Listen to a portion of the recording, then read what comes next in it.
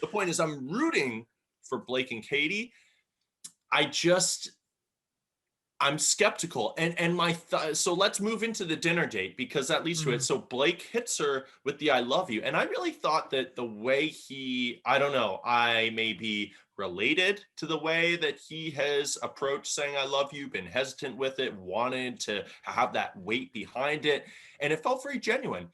Katie says it back. I was shocked. I thought that was a beautiful moment, and I'm very interested to hear your thoughts on it. But I was wondering, and again, I don't want to be a skeptic. Do you think there was any part of her that said it because there was maybe even a subconscious fear that if I don't say it back, someone else is going to leave? She's been left by two people. I think that's exactly very what it was. rapid succession. For sure. 100%. And so part of her might just go, I love you too. Just like, I want to be with someone. Also, there's another part to it is she said she wouldn't say it until the last guy's left, like the guy she knows. And the other guy was Justin. So she was just like, it was the last guy. Yeah. Oh, man. Oh, yeah. God. Sorry, David, just before you hopped on, Gary and I were just kind of chit-chatting back and forth. And we were just kind of talking about how, kind of, I guess, playing into what you said, that, maybe she was worried that, if she doesn't say it to Blake, we're leaving Justin out of this conversation, but if she didn't say it to Blake, that he would ultimately end up leaving, especially kind of after she outpoured herself about her feelings for Greg, right? And you can see his face was a little weary in that. And it kind of makes us question a little bit.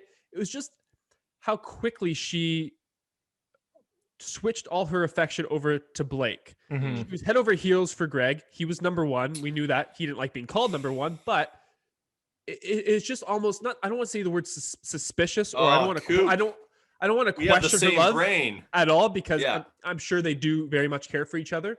But just all of a sudden, like a day later, all those feelings and emotions, that pent up feelings and emotions that she displayed for Greg, were just all of a sudden gone. And now Blake's becomes this guy that she's her soulmate, she's in love with, and she just head over heels for. So that was a little almost concerning, or something to mention, I think.